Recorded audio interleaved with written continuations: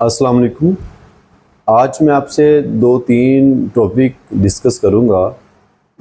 सबसे पहले एक बच्चे का मैं करता हूं कि डॉक्टर साहब उनको एक हफ़्ता मलेरिया की मेडिसिन देते रहे कि उसको सर्दी से बुखार हुआ था, तो उन्होंने कहा जिसको मलेरिया है। पहले चेकअप किया खुद ही, फिर टेस्ट करवाया तो वो भी गलत जगह से, जहाँ से उनको खुद बेनिफिट अच्छा मिले, तो फिर बच्चे को मेडिसिन देते रहे। बच्चे की हालत ज़्यादा बिगड़ गई। तो जब दूसरे डॉक्टर साहब ने चेकअप किया और उन्होंने कहा इसको मलेरिया तो नहीं लग रहा, और जब चेकअप करवाया किसी अच्छी जगह से, जब वो अपने फैमिली डॉक्टर के पास गए, उनका चेकअप करवाया गया तो उसको मलेरिया नहीं था बच्चे को, और ना ही उसे कोई और इशू था, कुछ टाइफाइड के असरात थे। तो बच्चे को गलत मेडिसिन देने की वजह से बैड इफ़ेक्ट्स हुए थे। तो वो इतमाद वाले थे तो नेक्स्ट डॉक्टर के पास गए, तो काम उन्होंने अच्छे तरीके से चेकअप करवाने से ठीक कर लिया। अल्लाह ना करे कि वो ना जाते तो बच्चे की हालत तो बिगड़ती जानी थी ना, वो सीरियस कंडीशन में चला जाता है। मैं ये सारी बातें इसलिए बता रहा हूँ कि अल्लाह ताला शऊर देने वाले हैं, लेकिन आप अच्छे डॉक्टर का, अपने फैमिली डॉक्टर का इंतखाब किया करें, जिसको अल्लाह ताला ने कोई सलाहियत दी हो। इंसान समझ जाता है, बंदे को खुद का नहीं पता चलता कि वो किस कौन सी सलाहियत रखता है, अगला इंसान समझ रहा होता है जो उनको मिलने वाला होता है। जब स्टार्टिंग पे कोई इशू होता है, कोई मसला बनता है ना, तो हम उसी उधर से ही मर्ज़ को कवर करें तो हो जाता है।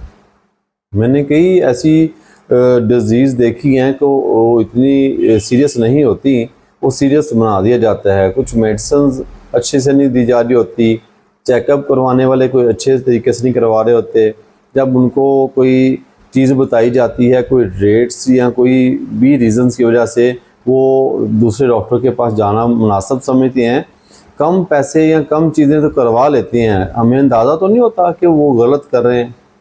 अच्छा जी, एक लड़की का केस मैंने देखा कि उन्होंने अभी कुछ माह पहले, 3 माह पहले अपना टेस्ट करवाया जी, सारे क्लियर आ रहे हैं। तो बाई चांस ये मसला बन गया जी, हमें ये कान बहुत पुराना आ गया हुआ है, टाइफाइड बहुत पुराना आ गया हुआ है, मेहंदी का बड़ा पुराना मसला आ गया हुआ है, जो कि चेकअप कराने से अंदाज़ा हुआ कि वो कई साल पुराना था। इसीलिए बड़ा है या बच्चा है, कोशिश करें कि आप अच्छे डॉक्टर का इंतखाब करें। मैं बार बार ये बातें करता हूँ। उसका मसला बिगड़ते हुए इस हद तक पहुँच गया कि उनको आम क्लिनिक पे नहीं संभाला जा सकता था, हॉस्पिटल्स में गए तो यकीनन वहाँ पे एक्सपेंस हैं। आप पहले ही ऐसा क्लिनिक, ऐसा डॉक्टर का इंतखाब किया करें जो आपके साथ सिंसियरिटी से चले, पैसे को अहमियत ना दिया करें, और जितना भी कोई हम कॉस्टली चले जाए ना, फ़र्ज़ करें कि आपका किसी भी टेस्ट में 2000 लग रहा है, तो वो ज़्यादा से ज़्यादा वो 3 लग जाएंगे, 250 लग जाएगा, बस इतना डिफरेंस आता है। लेकिन समझ के तो चले ना कि आप कर क्या रहे हैं जी। वो दोनों अब बैड कंडीशन में चल रहे हैं, तो फिर पेरेंट्स कहीं और जाना पसंद भी नहीं करते, हॉस्पिटल से फिर नफरत भी की जाती है, वहाँ पे सही क्लियर नहीं करते। डॉक्टर्स भी क्या करें, हॉस्पिटल वाले क्या करें, जब मर्ज़ बिगड़ चुका होता है या गलत होता है, तो वो ना समझा सकते हैं, ना उसका उस तरीके से ट्रीटमेंट दे सकते हैं। एमरजेंसी में तो बिल्कुल ही ट्रीटमेंट दिया जा सकता। अगर आप अच्छे से वार्ड में आपको एडमिट किया जाता है, वहाँ पे उस तरीके से आप फिर अपने आप को स्टेबल नहीं कर सकते। घर वाले आना जाना उनका मुश्किल होता है, डाइट देना मुश्किल होता है। हमारे इतने अखराजात होते नहीं कि आप हॉस्पिटल में कई बंदों को अपनी ज़िम्मेदारी पे लगाएं। एक तो बंदा ज़िम्मेदारी नहीं ना निभा सकता वहाँ पे। इसीलिए मैं आपको कई दफ़ा कह चुका हूँ कि आप अपना सोच समझ के ट्रीटमेंट किया करें। एक और मैं आपसे पेशेंट का डिस्कस करता हूँ कि उन्होंने कई महीने मेडिसिन खाई एलर्जी के बारे में, उनकी एलर्जी ठीक नहीं हुई, क्योंकि वो एलर्जी थी नहीं, उनको थी वीकनेस विटामिन्स की, प्रोटीन की, आयरन की। कुछ मेहनत करने वाले थे, इस वजह से कुछ ऐसी एफर्ट करने वाले थे कि वो जिम जाने वाले थे, इस वजह से ग़िज़ा अच्छी नहीं ले सके, और बॉडी के ऊपर इचिंग होती थी हल्की फुल्की सी, किसी किस्म का ज़ख़म या किसी किस्म के उनको ज़रात महसूस नहीं हो रहे थे। जस्ट उनके ये थे कि उनको इचिंग महसूस होती है, बॉडी हीट में आ जाती, तो ऐसा हो जाता है। वो हमारी बॉडी में कुछ अज़्ज़ा जो है ना, वो हीट में आ जाने की वजह से, कुछ बॉडी के अंदर पानी की कमी हो जाने की वजह से ये मसले बनते हैं।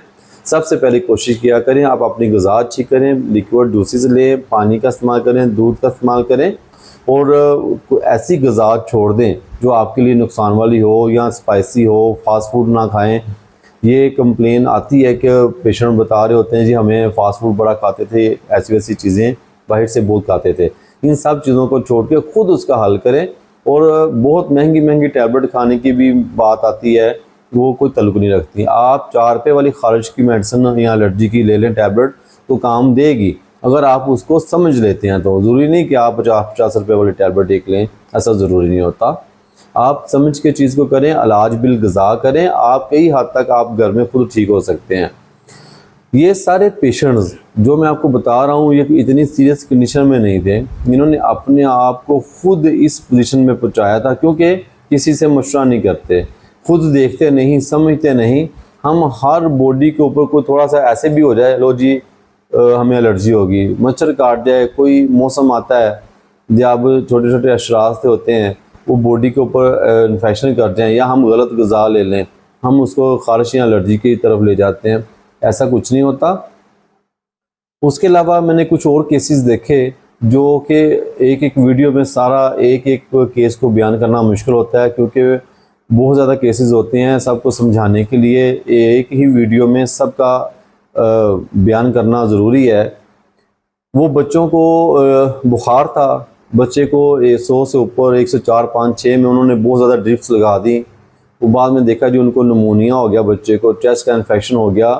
चीज़ों को समझ के करें, चीज़ों को ऐसे ही मेडिसिन ना दे दिया करें। अगर बुखार ज़्यादा हो तो सर गीला करना मुनासिब होता है, सर के ऊपर पानी की पट्टियाँ करें। गर्मी का मौसम है तो बहुत ज़्यादा सर गीला करें, अगर सर्दी का मौसम है तो आप उसके मुताबिक सर गीला करें। सर गीला करना ही इस बुखार का हल होता है, ये नहीं कि हम बड़ी बड़ी स्ट्रॉन्ग बड़ी हैवी मेडिसिन दें। कोई भी अच्छा डॉक्टर है आपको या हकीम साहब हैं आपको फ़ौरन कहेंगे जी इनके कपड़े उतार दें, अगर गर्मी है तो सर गीला करें, जिस्म को नहला दें इनको, अगर सर्दी है तो वो उस तरीके से हैंडल करवाएंगे। इसलिए आप सोच समझ लें। देखिए इंसान ढूंढने निकले तो खुदा को भी ढूंढ लेता है। आप अच्छा डॉक्टर नहीं सेलेक्ट कर सकते, ये नहीं मुमकिन।